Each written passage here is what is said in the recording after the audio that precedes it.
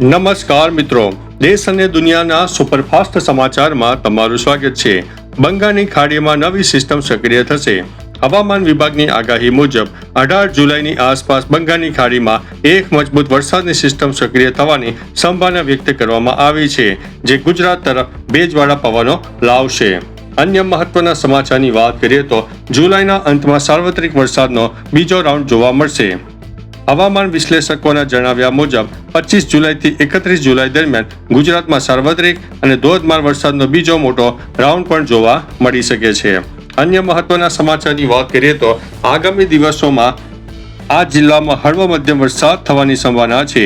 પંચમહાલ, વડોદરા, ભરૂચ, સુરત, નવસારી, વલસાડ તેમજ સૌરાષ્ટ્રના રાજકોટ, જૂનાગઢ અને અમરેલી જિલ્લામાં ગાજવીજ સાથે હળવાથી મધ્યમ વરસાદી ઝાપટા પડવાની શક્યતા છે। અન્ય મહત્વના સમાચારની વાત કરીએ તો ઉત્તર ગુજરાત અને પશ્ચિમ સૌરાષ્ટ્રને મોટો ફાયદો। જુલાઈના અંતમાં આવનારી સિસ્ટમથી ઉત્તર ગુજરાત, મોરબી, સુરેન્દ્રનગર અને કચ્છના અત્યાર સુધીમાં વંચિત રહેલા વિસ્તારોમાં સારો વરસાદ થવાની આશા છે। અન્ય મહત્વના સમાચારની વાત કરીએ તો માછીમારોને દરિયો ન ખેડવા માટે સૂચના। લો પ્રેશર અને મોન્સૂન ટફ સક્રિય હોવાને કારણે દરિયા કિનારે 45 થી 50 કિલોમીટરની ઝડપે પવન ફૂંકાઈ શકે છે, જેથી તંત્ર દ્વારા માછીમારોને દરિયો ન ખેડવાની કડક ચેતવણી આપવામાં આવી છે। અન્ય મહત્વના સમાચારની વાત કરીએ તો પાક માટે અમૃત સમાન વરસાદ। કૃષિ નિષ્ણાતો અને અંબાલાલ પટેલના જણાવ્યા મુજબ 20 જુલાઈ પછી પડનારો વરસાદ ખેડૂતોના ઊભા પાક, ખાસ કરીને વાવણી કરેલા પાક માટે સંજીવની સમાન સાબિત થનારો છે। અન્ય મહત્વના સમાચારની વાત કરીએ તો ખેતીવાડી બજેટમાં ઐતિહાસિક ફાળવણી। ગુજરાત સરકારના બજેટમાં ખેડૂતો, પશુપાલકો અને ગૌ સેવા માટે 24,022 કરોડની જંગી રકમ ફાળવવામાં આવી છે, જે ગ્રામીણ અર્થતંત્રને વેગ આપશે। અન્ય મહત્વના સમાચારની વાત કરીએ તો 0% વ્યાજે ધિરાણ યોજના। અન્નદાતા ખેડૂતોને આર્થિક ટેકો આપવા માટે સરકાર દ્વારા પાક ધિરાણ પર વ્યાજ સહાય આપીને 0% વ્યાજે લોન આપવાની યોજના ચાલુ રાખવામાં આવી છે। અન્ય મહત્વના સમાચારની વાત કરીએ તો ₹9,324 કરોડની વીજ સહાય। ખેડૂતોને સિંચાઈ માટે પૂરતી અને સસ્તી વીજળી મળી રહે તે હેતુથી સરકારે વીજ સબસિડી પેટે કરોડો રૂપિયાનું બજેટ મંજૂર કર્યું છે। અન્ય મહત્વના સમાચારની વાત કરીએ તો વાવણી બાદ વરસાદ ખેંચાતા ચિંતાનો માહોલ। રાજ્યના કેટલાક વિસ્તારોમાં વાવણી કાર્ય પૂર્ણ થયા બાદ વરસાદ ખેંચાતા ડાંગર અને અન્ય ખરીફ પાકો બચાવવા ખેડૂતો સિંચાઈના પાણી માટે સંઘર્ષ કરી રહ્યા છે।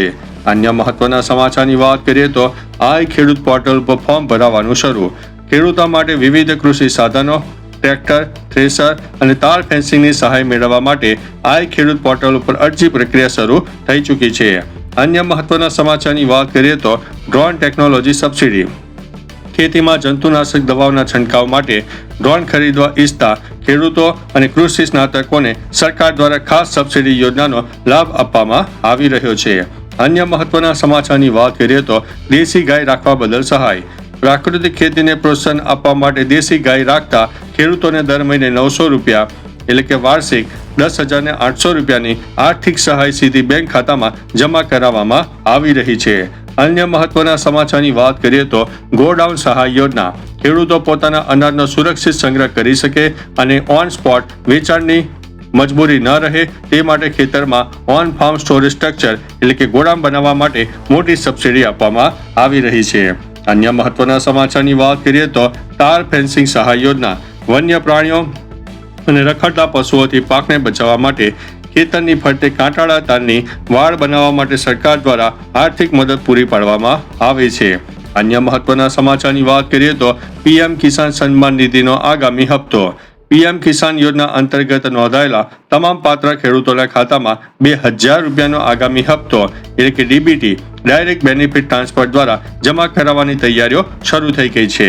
તો ચાલો મિત્રો, ફરીથી દેશ અને દુનિયાના સુપરફાસ્ટ સમાચાર લઈને મળતા રહીશો। ત્યાં સુધી અમને રજા આપશો।